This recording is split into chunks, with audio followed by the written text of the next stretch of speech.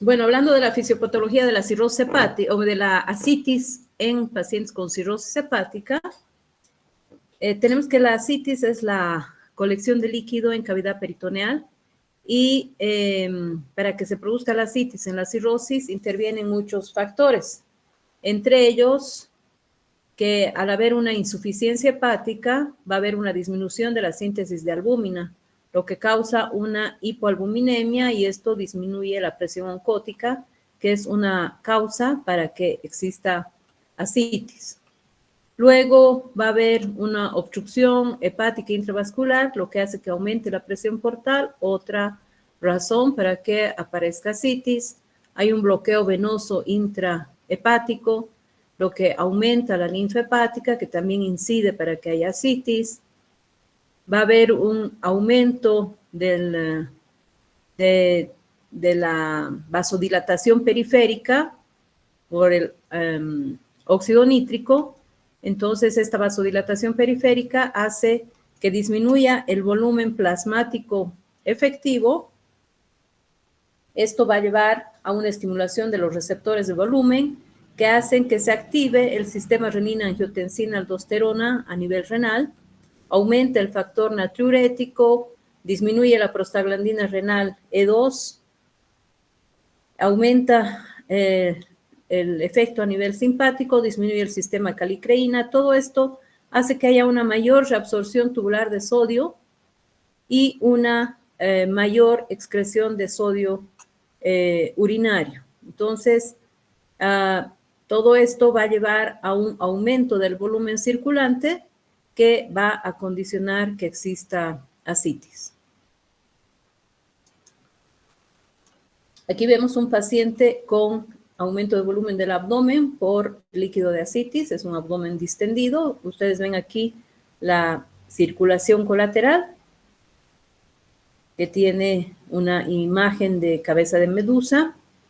Ven la ginecomastia, la ausencia de vellos, no tiene vellos a nivel pubiano, tiene una disposición ginecoide, tiene una disminución de la musculatura, está muy adelgazado, en un estado de sarcopenia, tiene hiperpigmentación cutánea.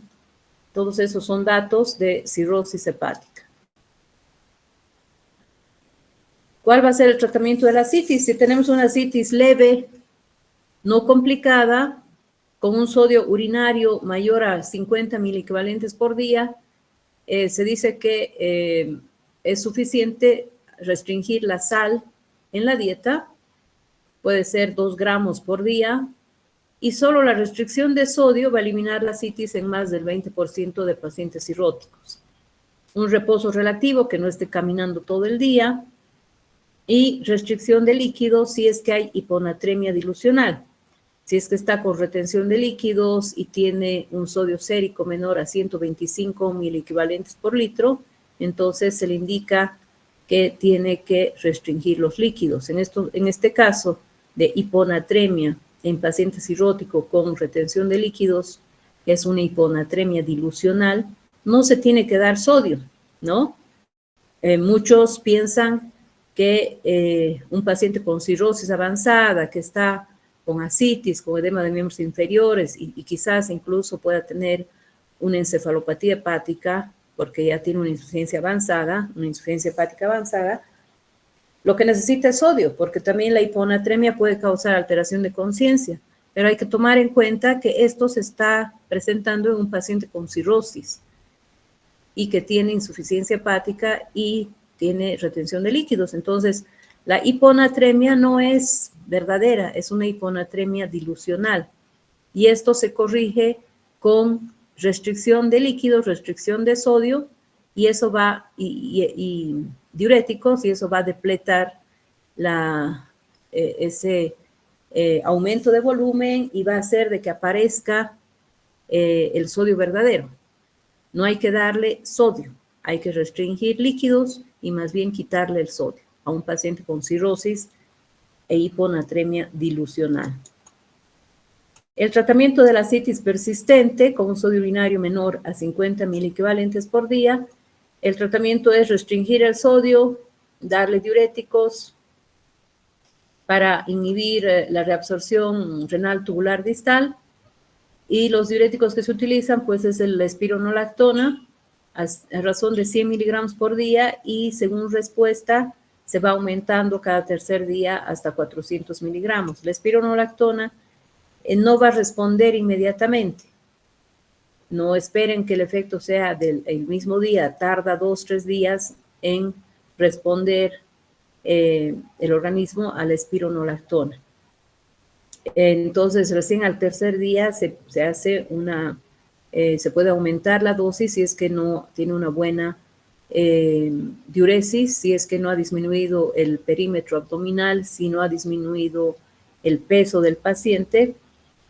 Y se puede asociar con furosemida en dosis inicial de 40 miligramos día hasta una dosis máxima de 160 miligramos al día. Lo que se espera en un paciente con edema de miembros inferiores es que al dar diuréticos, restricción de sodio de líquidos, pierda 1 kilogramo día. Y si es que no tiene edema de miembros inferiores, solo tiene ascitis, la pérdida que se espera es de medio kilo al día. Entonces, siempre hay que pesar al paciente. Todos los días se le tiene que pesar para determinar la respuesta y hacer un control de la diuresis diaria. Medir el perímetro abdominal y monitorizar los electrolitos séricos, el sodio urinario además y la creatinina. Los electrolitos séricos, principalmente para ver cómo está el potasio. Si se da furosemida, se pierde potasio y puede hacer una hipocalemia, que la hipocalemia puede causar encefalopatía hepática. Entonces tenemos que equilibrar, tenemos que darle la espironolactona, que es retenedora de potasio, y evitar de que el paciente haga una hipocalemia que pueda condicionar encefalopatía hepática.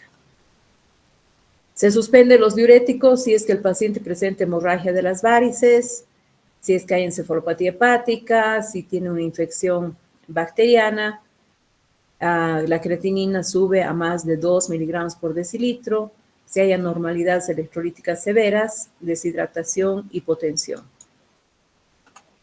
Si tiene una ascitis refractaria al tratamiento médico que no responde a los diuréticos, a la restricción de sodio y sal, con un sodio urinario menor a 30 miliequivalentes por día, significa que el pronóstico es malo, es un paciente que está con insuficiencia hepática muy avanzada, con probabilidad de mortalidad hasta del 50% a los 6 meses. Entonces, en este caso, se hace una paracentesis evacuadora de gran volumen. Se hace una punción en un punto similar al punto de McBurney, pero en el lado izquierdo, o sea, de una línea se traza de la espina ilíaca anterosuperior al ombligo, y entre el tercio medio y el tercio inferior es ahí el punto donde se tiene que hacer la punción, previa sepsia, antisepsia, tratando de no introducir nosotros una infección al líquido de ascitis. Y se hace con una bránula que se introduce con un ángulo de 90 grados al abdomen, y se conecta a un equipo de suero, a un frasco, y por gravedad la ascitis va a bajar al frasco. Se puede reponer con Dextran 70, 100 cc si se saca menos de 5 litros, pero si se saca 5 o más litros, generalmente se saca más de 5 litros cuando se hace paracentesis, entonces se repone albúmina a razón de 8 gramos por litro. Mientras está saliendo el líquido de ascitis, le tiene que estar ingresando albúmina por vía endovenosa. También se puede realizar TIPS. Los TIPS, en caso de ascitis refractaria y que sea un paciente que va a ir a un trasplante hepático, previo al trasplante se puede realizar los TIPS, o se puede hacer una derivación peritoneo-venosa de Levin. En estos casos, suspender los bloqueadores beta y evitar AINES. Pero en realidad lo que más se hace es, y al menos en nuestro medio que no hay trasplante de hígado, se hace paracentesis a repetición cada vez que el paciente requiere. Y lo más importante es nutrir a ese paciente, evitar que entre en sarcopenia, porque en el estado de sarcopenia tiene más episodios de encefalopatía hepática y también la citis refractaria. Es importante que esté bien nutrido y la nutrición se la da especialmente en base a proteínas vegetales con nuestros cereales andinos. Es importante nutrir al paciente, que no esté en sarcopenia. Ante la sospecha clínica de cirrosis, es recomendable realizar endoscopía de cribado, quiere decir en búsqueda de varices. En la endoscopía debe registrarse la presencia o ausencia de varices esofágicas, el tamaño de las mismas, su localización, extensión, incluyendo un examen cuidadoso del fondo gástrico para detectar varices gástricas, ¿no?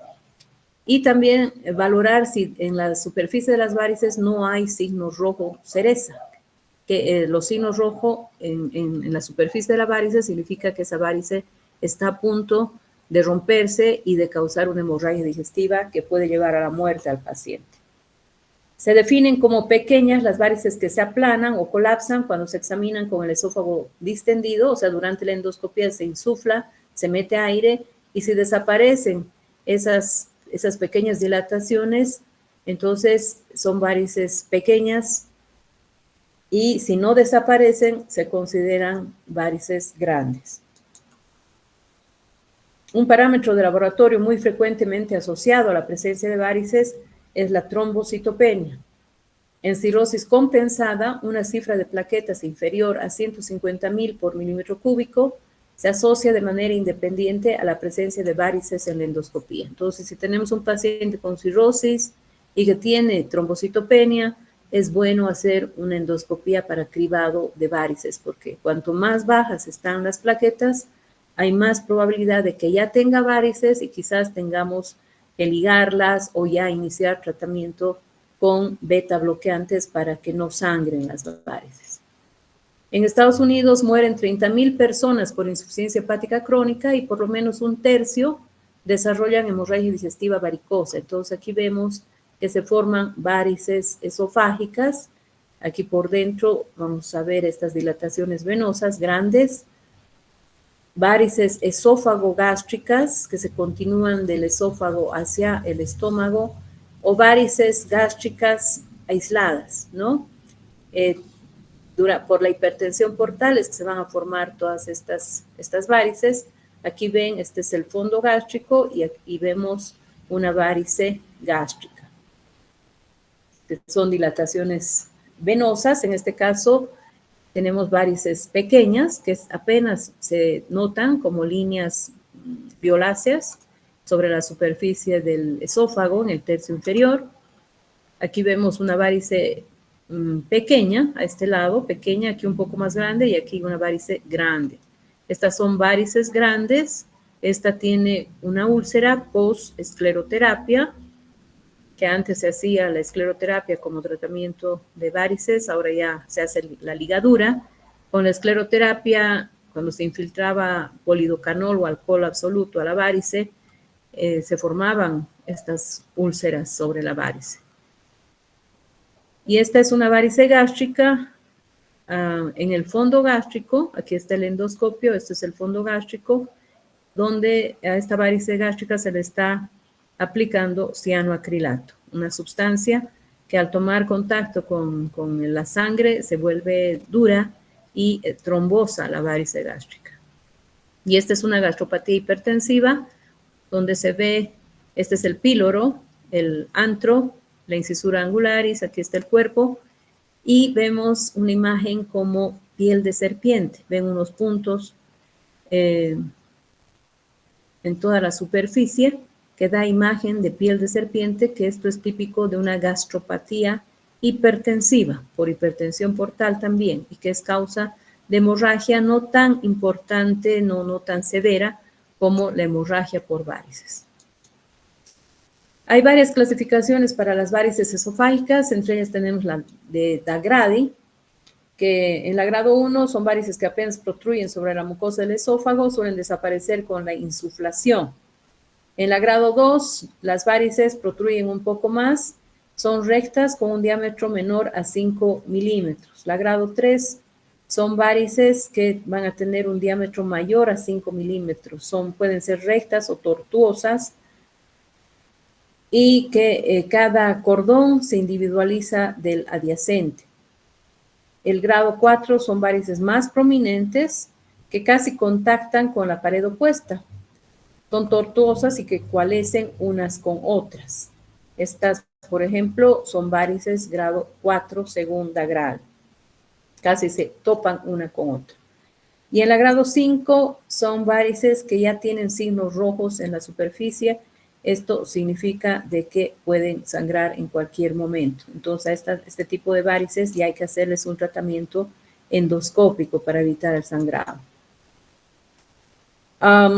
Tenemos la clasificación de Paquet. En la grado 1, protrusión escasamente perceptible. Grado 2, protrusión hasta 1/4 de la luz. La grado 3, hasta 1/2 de la luz. Grado 4, más de 1/2 de la luz. Y la Baveno 4, que es la más simple, que nada más se habla de varices pequeñas, menores de 5 milímetros, y varices grandes, mayores de 5 milímetros. La clasificación para varices gástricas, la de Sarin. En caso de que sean varices gastroesofágicas, que van desde el esófago hacia el estómago, tenemos las tipo 1, que van a continuar a las varices esofágicas, se extienden 2 a 5 centímetros por debajo de la unión esófago-gástrica sobre la curvatura menor del estómago, que suelen ser rectas. En cambio, la tipo 2 van a ir por debajo de la unión esófago-gástrica hacia el fondo gástrico. Son varices esófago-gástricas o gastroesofágicas, ¿no? Y las varices gástricas aisladas en la tipo 1 son aquellas que se localizan a nivel del fondo gástrico, y la tipo 2 son las ectópicas, que pueden estar en cualquier parte del estómago o del duodeno. ¿Qué se hace en caso de que ya se tenga varices en grado 2 o grado 3 y nunca ha sangrado el paciente? Para evitar que sangren estas varices se puede dar beta bloqueantes como el propranolol, el nadolol, el carvedilol. Estos van a disminuir la presión portal al disminuir el flujo sanguíneo esplácnico y también a nivel de colaterales portosistémicas. El bloqueo beta 1 reduce el gasto cardíaco, causa vasoconstricción esplácnica por activación refleja de los receptores beta adrenérgicos de la circulación esplácnica. El bloqueo beta 2 induce a vasoconstricción esplácnica y sistémica. Y se da una dosis, o sea, primero se controla cuánto de frecuencia cardíaca tiene el paciente. Se da el medicamento y se controla a las 24 horas cuánto ha bajado su frecuencia cardíaca. Si ha bajado por lo menos 25% de la inicial, se dice que es una dosis adecuada y que está haciendo efecto también para bajar la presión portal, ¿no? Y otro tratamiento para evitar el primer evento de hemorragia es la ligadura de varices con bandas elásticas. Ese es un tratamiento endoscópico. Tiene un grado de evidencia 1, recomendación A.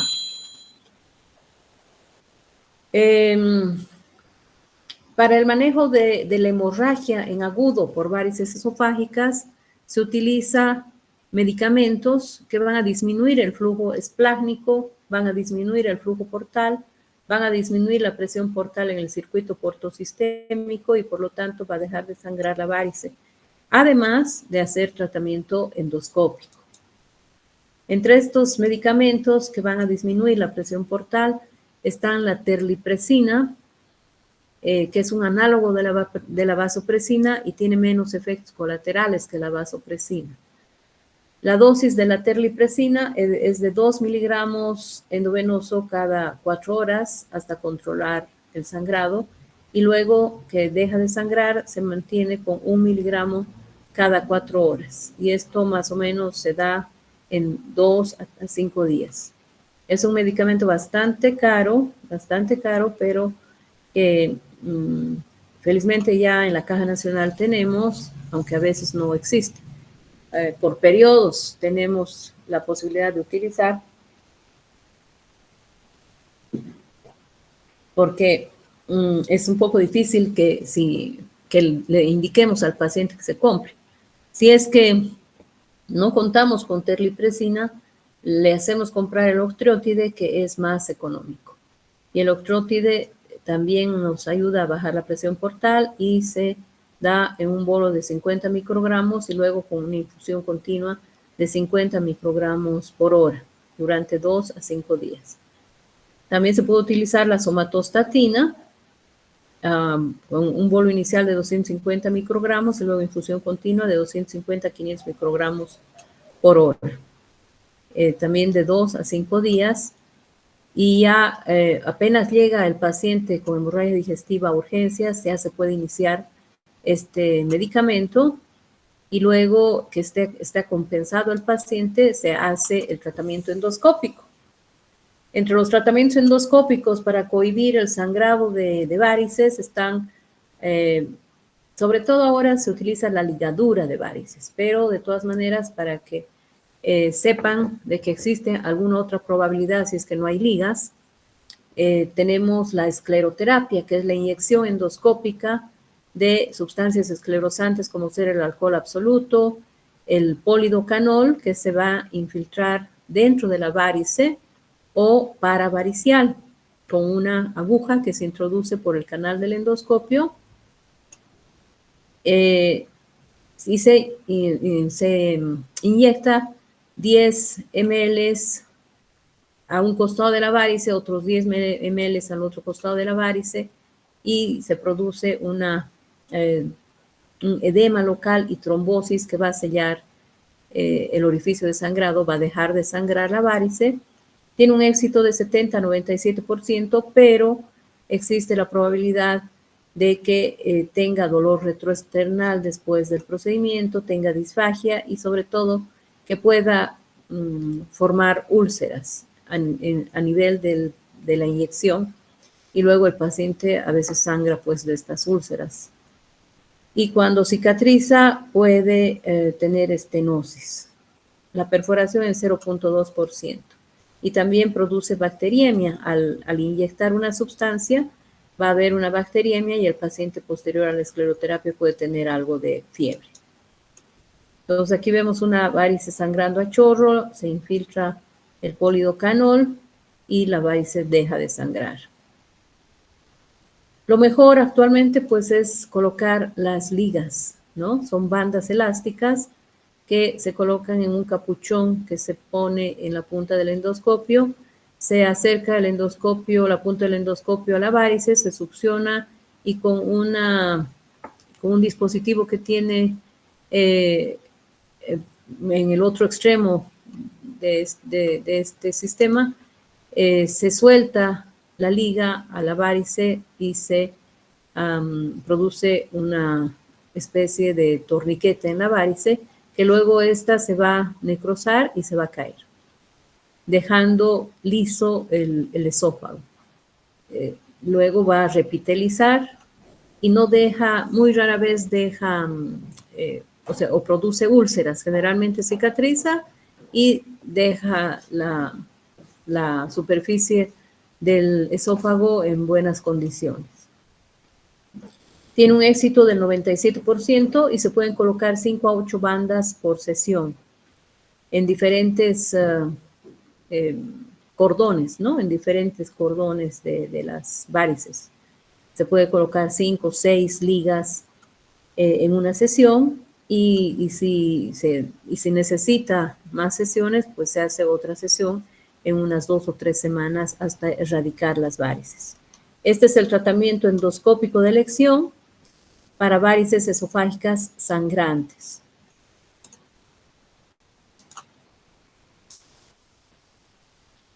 Una terapia puente, hasta que, si en caso de que sea un paciente con cirrosis que esté en el campo y que no hay un endoscopio a mano, no hay cómo hacer el tratamiento endoscópico, pues salva la vida del paciente si es que se tiene una sonda de Sengstaken-Blakemore. La sonda de Sengstaken-Blakemore tiene 2 balones, o llamada también sonda de balones, que tiene un balón esofágico largo y un balón gástrico más pequeño con con 3 salidas, digamos acá, por donde puede drenar la sangre. Aquí tienen orificios, ¿ven? Entonces esto va a quedar en el estómago y por estos orificios y a través de esta entrada se puede pasar líquido para hacer lavado gástrico. Y cuando se coloca esta sonda bien lubricada en el esófago, con la punta en el estómago, se tiene que insuflar por uno de estos, de estas entradas, por una de ellas, se insufla el balón esofágico y por la otra se insufla el balón gástrico. El balón esofágico se insufla más o menos con a una presión, se va a insuflar a una presión de 34, 30 milímetros de mercurio, o sea, se mete aire y se pone esta cánula a un equipo para tomar la presión arterial, a un tensiómetro, y tenemos que medir, o sea, tenemos que ver cómo sube la varita de mercurio y a una presión de 35 milímetros de mercurio se deja insuflado este balón esofágico. Más o menos con unos 200 cc de aire, ¿no? Ocurre esto. Y el balón gástrico se tiene que introducir como 60 cc de aire en el balón gástrico. El mismo va a quedar a nivel del fondo gástrico. Esto es para que la sonda no se salga. Sirve para sujetar la sonda en el estómago. Y luego ya la sonda se va a asegurar en la nariz. Bueno, para que no se salga la sonda o el paciente no se saque, porque esos pacientes que tienen hemorragias pueden entrar en encefalopatía hepática y luego pueden, sin darse cuenta, querer arrancarse la sonda de Sengstaken-Blaymore.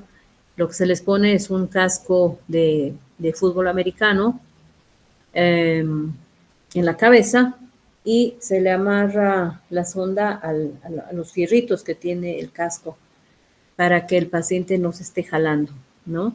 Se deja las sondas de Sengstaken-Blaymore por lo menos 24 horas, que van a causar una compresión a nivel de las varices y van a dejar de sangrar en un 85-90%, con un 85-90% de éxito.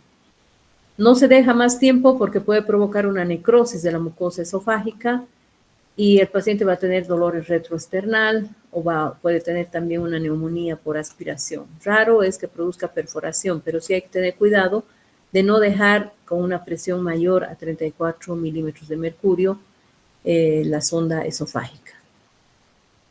Otra terapia puente es el colocar un stent metálico cubierto en el esófago distal bajo guía endoscópica para cohibir la hemorragia refractaria por varices. Ese es puente porque posteriormente hay que hacer nomás la ligadura. O si no se tiene, o si es una hemorragia que no responde a otro tipo de tratamiento endoscópico, como la ligadura, se tendría que hacer un TIPS, ¿no? Que es la derivación portosistémica percutánea intrahepática, que por guía fluoroscópica a través de la vena hepática y a través de la yugular interna, o sea, se llega a la vena hepática a través de la yugular interna. Se pasa un catéter por la yugular derecha y que llega hasta la vena hepática y atravesando el parénquima hepático se va a llegar a dilatar el tracto, se va a colocar una cánula autoexpansible para bajar la presión portal, ¿no? Entonces, se tiene que conseguir un gradiente de presión menor de 10 milímetros de mercurio entre la vena porta y la vena hepática. Este procedimiento hace un radiólogo intervencionista. Hay riesgo de oclusión por trombosis o por estenosis y tienden a tener encefalopatía hepática. Actualmente hay buenas prótesis, son cubiertas, hay menos probabilidad de que hagan encefalopatía hepática, pero sí pueden hacer, ese es el pero del TIPS, y es un procedimiento que se hace, como les digo, de preferencia previo a un trasplante de hígado. Las indicaciones para colocación de TIPS: la hemorragia refractaria, profilaxis secundaria, hemorragia por varices en espera de trasplante de hígado, la citis refractaria y el síndrome hepatorrenal, que no está pudiendo ser controlado con medicación. Y también previo a hacer un trasplante de hígado. El manejo quirúrgico para hipertensión portal, hemorragia por varices, pues ya en realidad ya no se hace,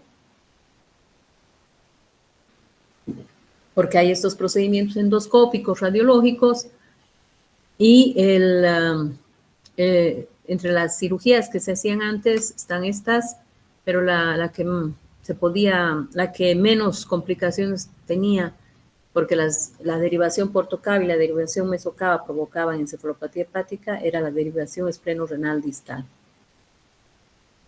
La prevención de episodios de hemorragia recurrente se logra con el uso también de beta bloqueantes, el propranolol, nadolol o carvedilol, y la ligadura hasta erradicar las varices. Entonces, se tiene que hacer endoscopías periódicas a los pacientes con cirrosis para ver si las varices están grandes.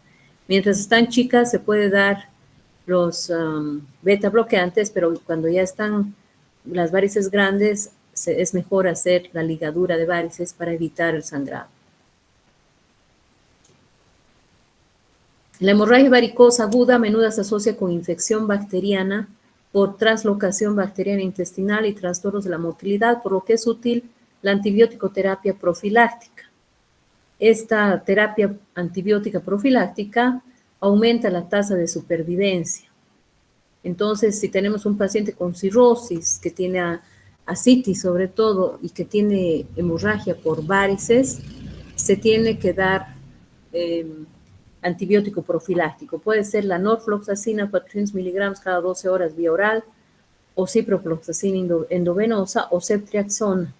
Usamos más la ceftriaxona a razón de 1 gramo cada día por 7 días para evitar la peritonitis bacteriana espontánea, ¿no? Para evitar esa translocación bacteriana intestinal y que ese líquido de ascitis se infecte y tenga el paciente luego una peritonitis bacteriana espontánea, cuando es un paciente que está con hemorragia digestiva por varices. Si se suspende, entonces,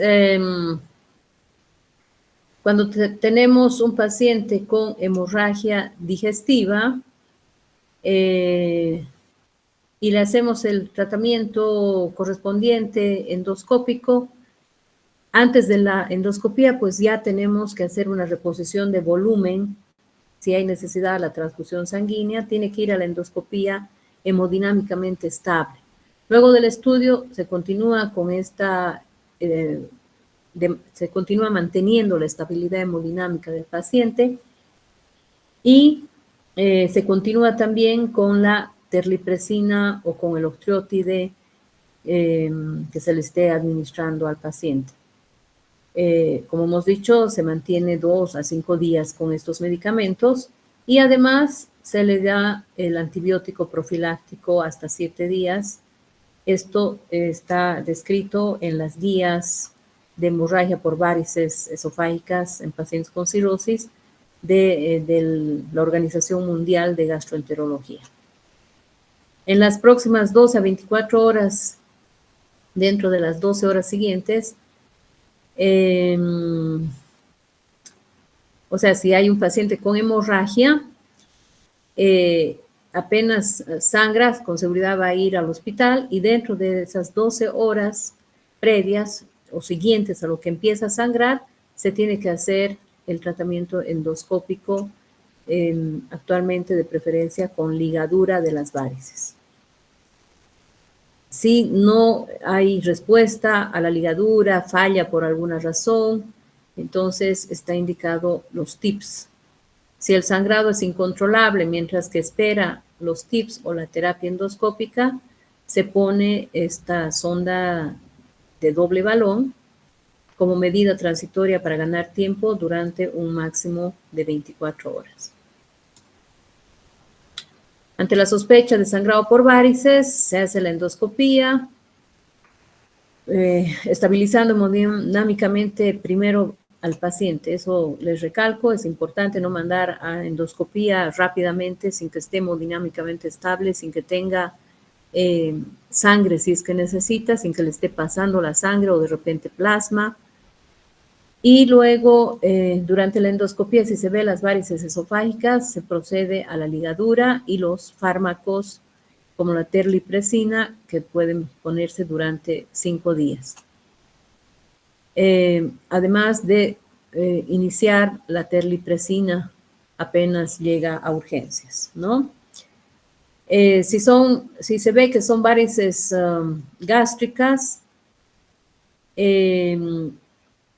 por endoscopía se puede también realizar la infiltración. Aquí no está esto, pero para las varices gástricas lo que se hace es la infiltración de cianoacrilato. Si no se puede controlar la hemorragia por medio de endoscopía, se procede a los TIPS o en último caso la cirugía, ¿no? La cirugía espleno-renal distal, que ya es muy rara vez que se hace. Se prefiere los TIPS.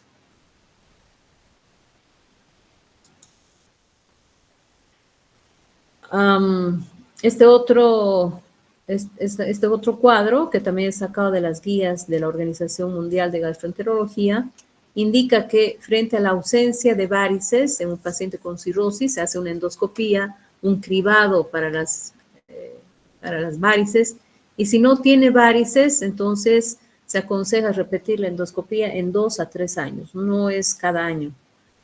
En 2 a 3 años se hace nueva endoscopía, y si tiene varices pequeñas sin hemorragia, se repite la endoscopía en 1 a 2 años. Si son varices medianas, grandes, sin hemorragia, se le indica beta bloqueantes para evitar el sangrado de estas varices o ligadura de varices para erradicarlas y evitar que sangren. En caso de que tenga hemorragia activa, se le da la terlipresina más ligadura de varices.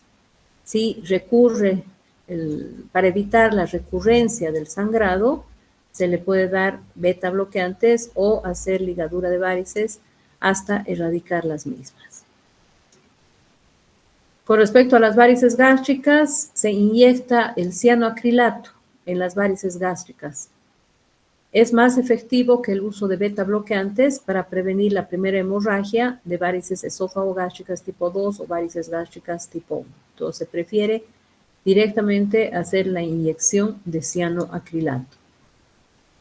Bueno, con respecto a otra complicación de la cirrosis, la peritonitis bacteriana espontánea, esta es la infección del líquido de ascitis en ausencia de focos infecciosos intraabdominales. Los gérmenes que llegan al líquido de ascitis lo hacen a través de la barrera intestinal, o sea, hay una translocación bacteriana, hay una migración transmural de las bacterias que normalmente tenemos en el intestino hacia el líquido de ascitis. Por eso es que el germen que más está en el líquido de ascitis, infectando el líquido de ascitis, es la Escherichia coli. También puede llegar al líquido de ascitis estos gérmenes, estas bacterias, por vía hematógena o linfática, o de procesos infecciosos respiratorios de piel o vías urinarias.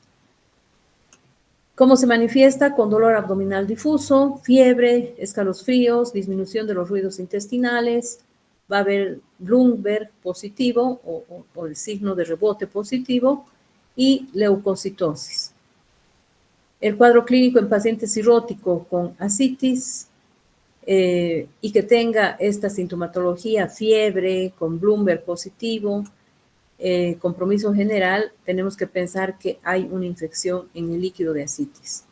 Y también por esta peritonitis bacteriana espontánea pueden tener empeoramiento de la función renal con aumento de la bilirrubina, prolongación del TP, disminución de la albúmina o datos de que esté entrando en un síndrome hepatorrenal, y también es causa esta infección que precipita encefalopatía hepática.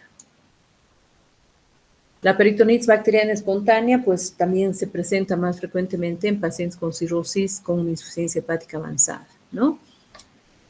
Ante la sospecha clínica, lo que se hace es una paracentesis diagnóstica, se hace una punción en el mismo sitio que hemos hablado anteriormente, a nivel de fosa ilíaca izquierda, en un punto similar al punto de McBurney, con toda la, haciendo una buena asepsia, antisepsia, con todos los cuidados, y se manda unos 10 cc de la muestra de líquido al laboratorio para que le hagan un citoquímico, cultivo, y también es bueno pedir citológico para ver si es que hay células neoplásicas, porque la cirrosis hepática, no olviden de que es una lesión preneoplásica para hepatocarcinoma. Entonces, siempre que se hace una paracentesis a un paciente con cirrosis, se tiene que mandar muestra a citoquímico, cultivo y citológico. En el citoquímico vamos a valorar cuántas células tiene en el líquido de ascitis. Si nos indican de que tiene más de 250 células por milímetro cúbico con predominio de polimorfonucleares, ese ya es un dato de que hay una infección bacteriana. El líquido de ascitis en un paciente con cirrosis es un trasudado y en el cultivo vamos a tener gérmenes que vienen de tubo digestivo como la Escherichia coli, puede haber también infección por Klebsiella o por cualquier otra bacteria, pero lo más frecuente es la Escherichia coli. El tratamiento es la cefotaxima, 2 gramos cada 8 horas endovenoso, o la ciprofloxacina, 200 miligramos cada 12 horas endovenoso por lo menos 10 días. La insuficiencia renal se desarrolla en el 30-40% de pacientes que tienen peritonitis bacteriana espontánea. Entonces tenemos que vigilar, hacerle, cuantificar la diuresis de forma diaria y pedirle ureacreatinina también con frecuencia para ver si es que no está entrando en una insuficiencia renal aguda en paciente cirrótico, ¿no? O en un síndrome hepatorrenal. Y si hay un fallo renal, tiene alta mortalidad. El riesgo puede disminuir con una infusión de albúmina. Entonces, para evitar esa falla renal, en pacientes con peritonitis bacteriana espontánea, se les tiene que administrar albúmina. Albúmina a razón de 1.5 gramos por kilogramo de peso corporal dentro de las 6 horas posteriores al diagnóstico y 1 gramo por kilogramo de peso corporal en el tercer día. La infusión de albúmina debe administrarse si la creatinina es mayor a 1 miligramo por decilitro, el nitrógeno ureico en sangre es mayor a 30 miligramos o la bilirrubina total está mayor a 4 miligramos por decilitro. Y en caso de que ese paciente tenga en el líquido de ascitis menos de 1 gramo de proteína, tiene gran riesgo de hacer en cualquier momento nuevamente peritonitis bacteriana espontánea. Entonces, para evitar esta peritonitis, se le tiene que dar norfloxacina, 400 miligramos al día, en los que no han padecido PBE y también en los que ya han padecido PBE, ¿no? Para evitar un nuevo evento de hemorragia, o mejor dicho, de peritonitis, de infección en el líquido de ascitis. O darle ciprofloxacina, una dosis semanal de 750 miligramos, dosis única. Bueno, hablando de esta otra complicación de la cirrosis, que es la más temida, porque lleva una mortalidad de más del 90%, y en el que en realidad, si es que presenta esto, habría que hacer ya un trasplante de hígado. Tenemos que el síndrome hepatorrenal es una insuficiencia renal funcional aguda en un paciente con daño hepático agudo o crónico severo, con una mortalidad del 90 al 95%. Lo que pasa para que presenten este problema es que hay una reducción marcada del flujo sanguíneo renal y la filtración glomerular, esto por la vasoconstricción arterial y arteriolar con baja de presión de perfusión. Y vamos a tener dos tipos, el tipo 1 y el tipo 2. El tipo 1 es el más grave, el que lleva a la muerte rápidamente, con una supervivencia media de 2 semanas. Es algo grave, con una rápida progresión de la insuficiencia renal, con creatinemia de 2.5 miligramos por decilitro, alcanzada en menos de 2 semanas. El tipo 2 es más larvado, con una disminución de la función renal moderada, una creatinina sérica menor a 2.5 miligramos por decilitro. Signo clínico predominante es la citis con pobre o mala respuesta a los diuréticos y supervivencia media de más o menos 6 meses. Todo esto se da en pacientes con cirrosis muy avanzada, con una insuficiencia hepática Child-Pugh-C, y que en nuestro medio pues no hay trasplante de hígado, entonces son pacientes que generalmente si llegan a un síndrome hepatorenal fallecen, ¿no? Sea de forma rápida o larvada con mortalidad a los 6 meses. Aparece en forma espontánea o luego del uso indiscriminado de diuréticos, peritonitis bacteriana espontánea u otra infección, o después de una paracentesis excesiva con datos de hemorragia digestiva, o se presenta también en pacientes con cirrosis y hepatitis aguda sobrepuesta, o si son sometidos a una cirugía con un Child-Pugh-C, existe la probabilidad de que puedan presentar este síndrome hepatorenal. En el cuadro clínico se presenta una oliguria progresiva con menos de 500 ml de orina en 24 horas, tienen hipotensión, y existen criterios mayores y menores que nos hacen el diagnóstico de esta patología. Entre los criterios mayores están que tiene una hepatopatía aguda o crónica severa, con una creatinina sérica mayor a 1.5 miligramos por decilitro, aclaramiento de creatinina en 24 horas menor a 40 ml por minuto, y se debe descartar alguna otra causa de insuficiencia renal. Va a haber ausencia ecográfica de enfermedad renal crónica o de uropatía obstructiva. No hay un factor anatómico que pueda explicar esto. En realidad, el riñón está íntegro. No mejoría de la función renal a pesar de expansión del volumen plasmático ni retirada de diuréticos, y tiene una proteinuria menor a 500 miligramos por decilitro. Y entre los criterios menores están diuresis menor a 500 ml por día, sodio urinario menor a 10 miliequivalentes por litro, osmolaridad urinaria mayor a osmolaridad plasmática, hematíes en orina menos de 50 por campo y sodio plasmático menos a 130 miliequivalentes por litro. El tratamiento es la reexpansión del volumen circulatorio con sangre, plasma, albúmina, se le pasa albúmina al paciente. Se le puede dar dopamina o se le puede dar terlipresina, ¿no? La terlipresina ayuda y a veces sí saca de este problema. Entonces, se puede dar terlipresina 0,5 a 1 miligramo endovenoso cada 4 horas, y también hemodiálisis en casos especiales previo a un trasplante hepático. Y si es posible, pues el paciente tiene que ir a un trasplante hepático, ¿no? También se puede hacer el TIPS y luego el trasplante hepático. Bueno, creo que esto más avanzaremos.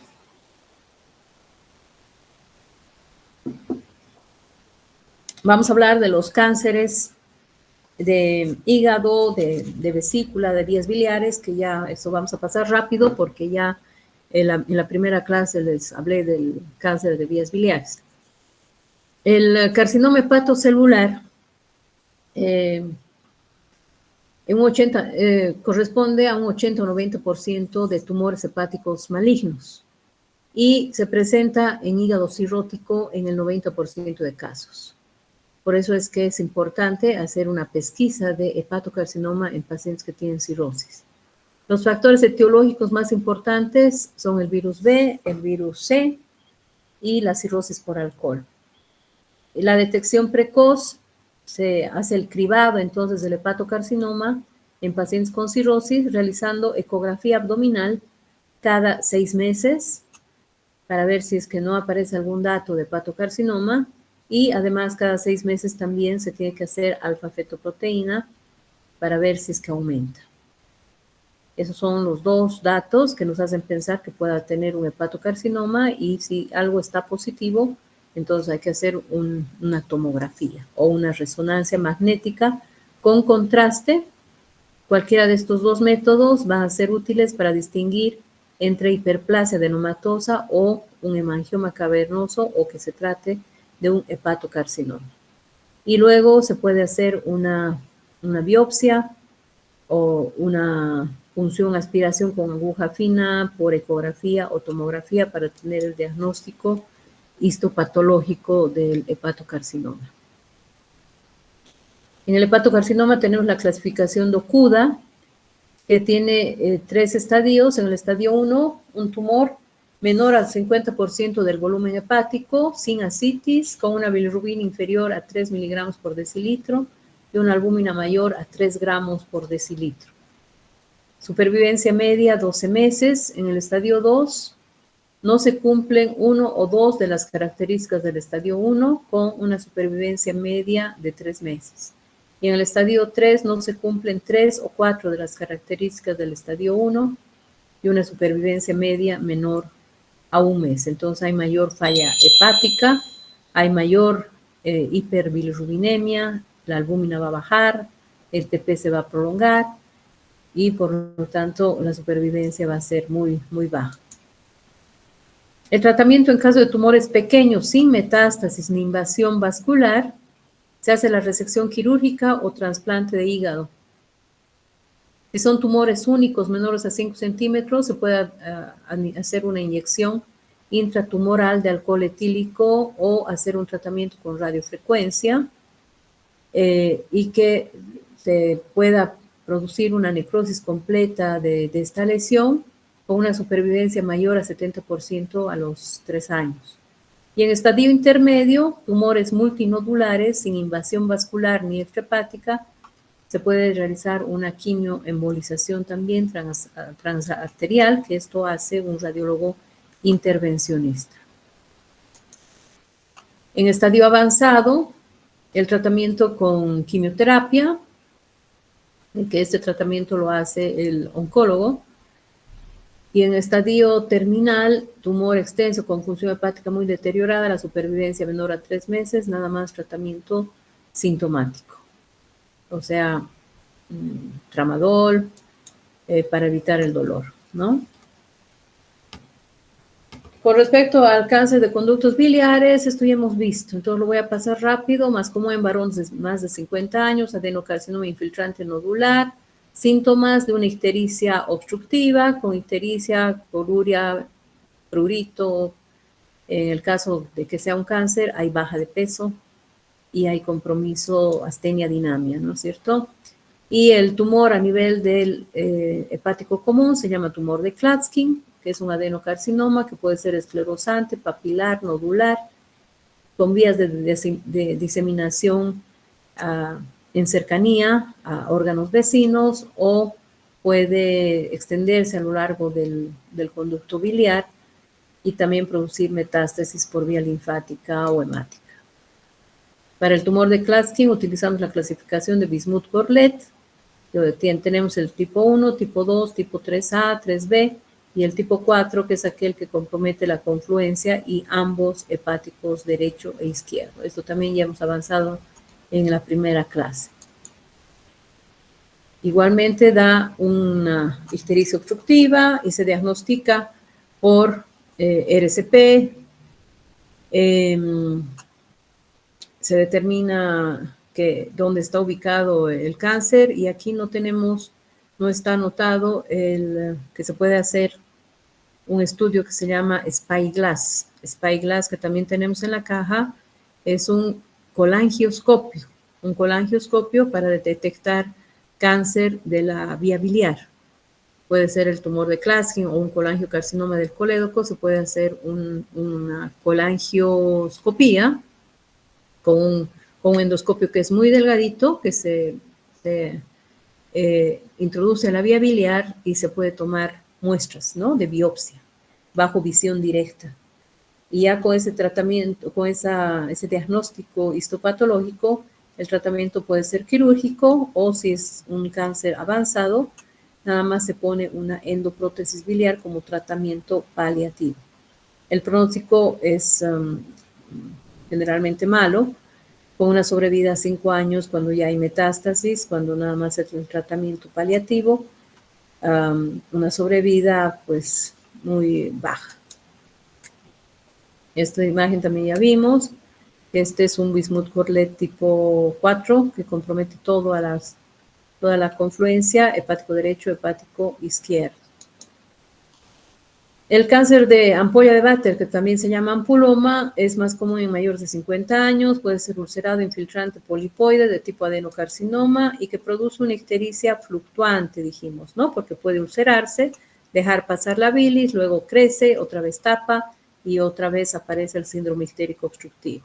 El diagnóstico por una duodenoscopía con biopsias y hacer luego una ecoendoscopía para ver qué grado de profundidad tiene el cáncer en la pared y si es que hay posibilidad de hacer una ampulectomía endoscópica como tratamiento, si es que solamente está comprometiendo mucosa y submucosa, o si está comprometiendo paredes más profundas o está infiltrando en la vía biliar más allá de la ampolla, entonces el tratamiento puede ser ver si se puede hacer un tratamiento quirúrgico, si se puede resecar, pero si ya está comprometido más allá, más profundamente en la vía biliar o ha hecho ya metástasis a hígado, nada más se hace un tratamiento paliativo colocando una prótesis biliar en la vía biliar y quizás quimioterapia y ver la respuesta, ¿no? La sobrevida es de 6 meses a 2 años. Y por último, el cáncer de vesícula biliar, que ocupa el 5º o 6º lugar de las neoplasias del aparato digestivo, es también de tipo adenocarcinoma, que se presenta en mayores de 50 años, es 4 o 5 veces más frecuente en mujeres porque está en relación a la colelitiasis. Entonces, un 90% de los cánceres de vesícula tienen colelitiasis y la colelitiasis es más frecuente en mujeres multíparas, en mujeres obesas, en nuestra raza es más frecuente y también por el hecho de que tienen cálculos desde temprana edad o desde la juventud y que no se hacen operar, entonces esos cálculos producen una irritación crónica en la mucosa de la vesícula y luego va a producir un proceso inflamatorio crónico en la mucosa con displasia y por último de inicio metaplasia, displasia y luego el cáncer aparece, ¿no? Y si es que tienen estos cálculos en edad temprana, en edades más avanzadas, en la senectud, pueden llegar a tener una vesícula escleroatrófica o vesícula en porcelana que se asocia en un 25% al cáncer. Entonces, esto también, si se diagnostica, hay que sacar, hay que hacer colecistectomía inmediata porque tiene un gran riesgo, un 25% de hacer cáncer y se diagnostica mediante una radiografía simple de abdomen donde se ve esta vesícula con calcificación y aquí en la ecografía está toda calcificada, por lo tanto da una sombra sónica grande y no hay luz en la vesícula, ¿no? Porque está pequeña y está toda esclerosada. Y aquí también podemos ver esta imagen, que es una vesícula escleroatrófica, no vemos luz y está toda calcificada que da sombra sónica grande. El diagnóstico preoperatorio en menos del 20% de casos del cáncer de vesícula. Muchas veces se hace una colecistectomía por colelitiasis y es el patólogo quien nos dice de que hay un cáncer. Los síntomas pueden ser de colecistitis crónica, o sea, pacientes que constantemente están con cólicos, se toman una pastilla, hacen un poco de dieta, pasa y al final pues puede llegar a tener un cáncer, ¿no? Por eso es imprescindible en nuestro medio y en Chile, que hay también alta incidencia de cáncer de vesícula, si los pacientes tienen colelitiasis es mejor hacerles la colecistectomía. 50% con cáncer de vesícula avanzada mueren a los 3 meses del diagnóstico y 10% sobreviven al año. El tratamiento es la colecistectomía. Bueno, con esto terminamos hoy.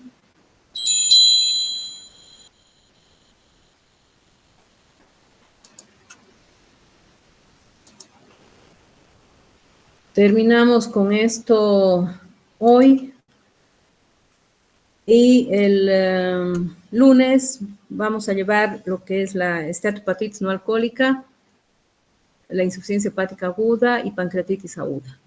El martes terminamos con pancreatitis crónica y cáncer de páncreas. Bueno, ¿tienen alguna pregunta? ¿O nos despedimos? Que les vaya bien, chicos. Buenas noches. Hasta luego, doctora. Buenas noches. Buenas